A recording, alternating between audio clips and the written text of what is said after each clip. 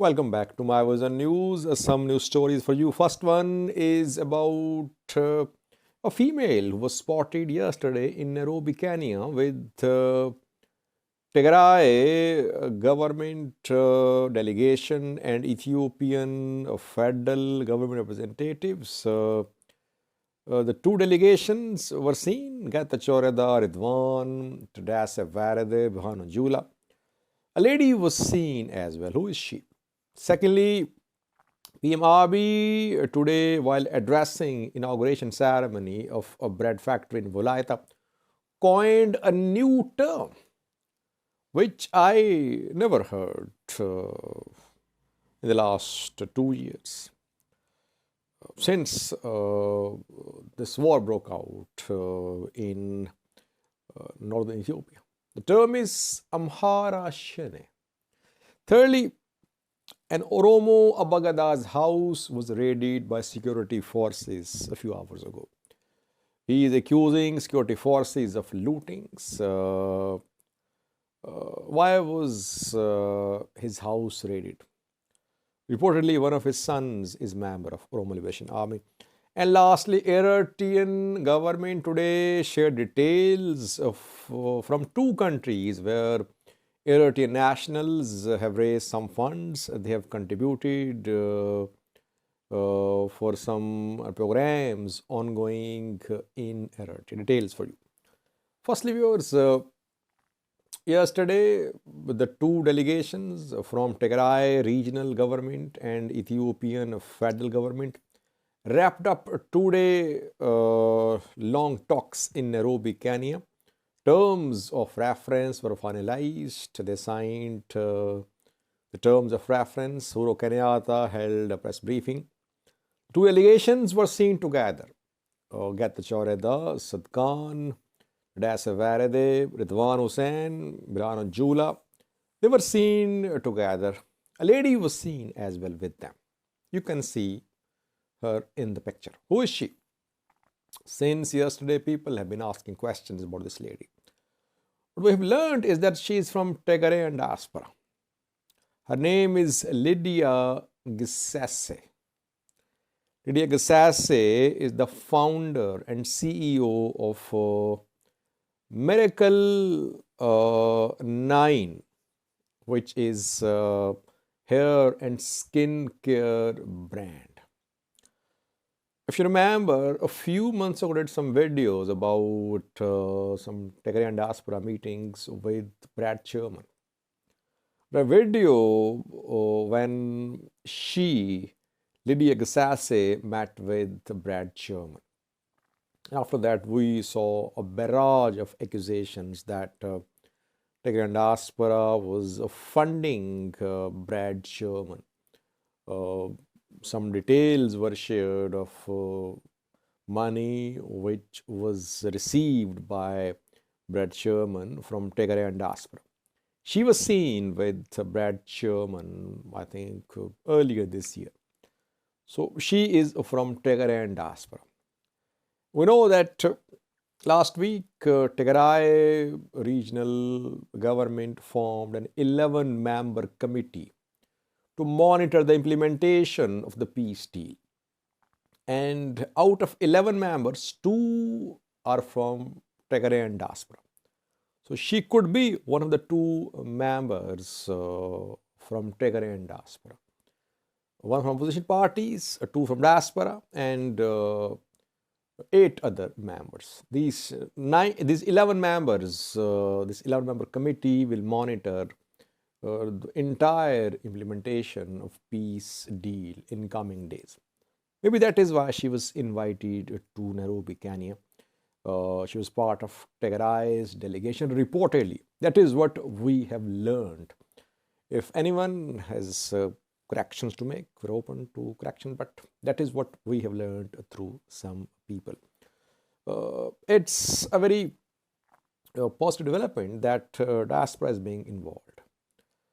Tigray regional government, TPLF, ignored Tigrayan diaspora when peace talks were held in Pretoria in Nairobi, Kenya.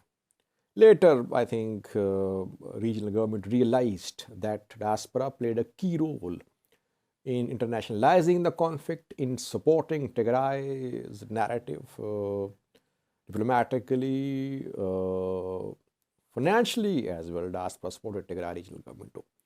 That is why now two diaspora members are part of Tigray's implementation committee.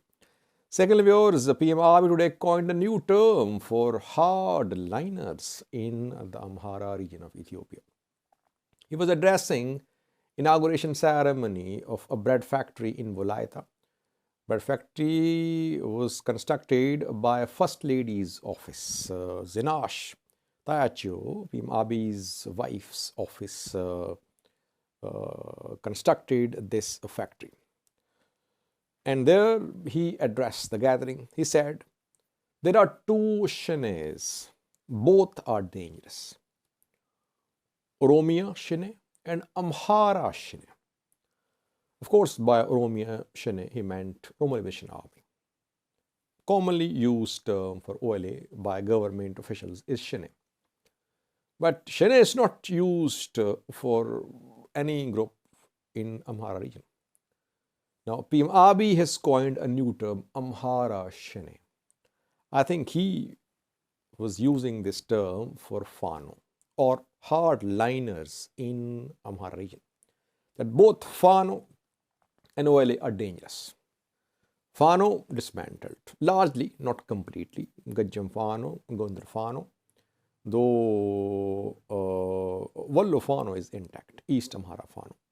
But some Fano factions have been dismantled, disarmed too, largely, not completely.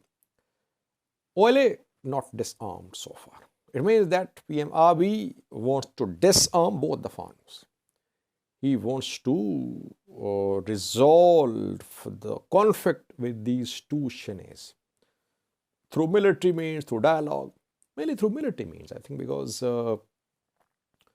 Fano in Amhara was dismantled largely, not completely, through military action.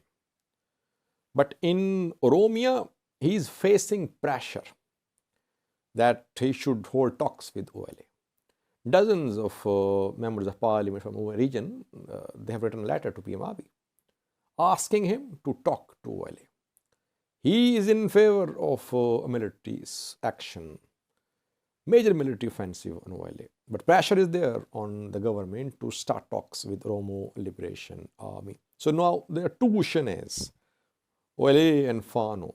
According to Ethiopian federal government, OLA supporters, they don't like the word Shene used for OLA. Now, PM Abiy is using the same word for Amhara Fanos too. Thirdly, viewers, an Oromo Bagada's house was raided in Oromia last night. His name is Gubana Hola. Top Oromo Bagada because he is a secretary of organization of Oromo Bagadas. In East Sheva, his house was raided. And he is accusing that Oromia Regional Forces, Ethiopian National Defense Force members stormed his house, stole 200,000 Ethiopian birds and kidnapped his son, who is an engineer. Badhane Gubana is his name. Why was the house raided? At least two sons of this Oromo Bagada are members of OLA. You can see a picture on your screen. This is Jal Jilcha. He is Gubana Hola's son. He is an OLA commander. So at least two sons of Gubana Hola are members of OLA, active members. Jilcha is an active member of OLA. That is why house was raided. But the son arrested is not member of OLA. Badhane Gubana is not member of OLA reportedly. Actual member of OLA was not there at the house. Lastly, viewers, Eritrean diaspora is supporting projects in Eritrea. We know that Eritrean diaspora supports Eritrean economy. Remittances are a major source of earning, a major support for Eritrean economy. That is why we see that Eritrean embassies, they remain involved with diaspora. We see festivals, we see other programs. Purpose is to keep the diaspora involved because this diaspora funds projects in Eritrea. Diaspora supports Eritrean government. Today, Eritrean Information Ministry shared details from two countries where Eritrean nationals have raised funds for some projects in Eritrea. Two countries are Kuwait and Israel. In these two countries, around 1 million US dollars were raised by Eritrean nationals. The money will go to some projects ongoing in Eritrea for martyrs, families, and to support development activities in Eritrea. Eritrean diaspora supports Eritrean economy, but is Eritrean diaspora taken on board when this money is spent? Is there any accountability? Because if diaspora is supporting the Eritrean government, diaspora should be provided with all the details of where money was spent. I have not heard of any detail shared by Eritrean government with diaspora, with the people who are supporting the government in terms of where money was spent. So that is why what is needed is transparency. Eritrean nationals love their country, yes, they support their country, they support their country's economy, people there, projects there, but they have right to know where the money was spent. There must be transparency, which is missing reportedly. Thank you for watching.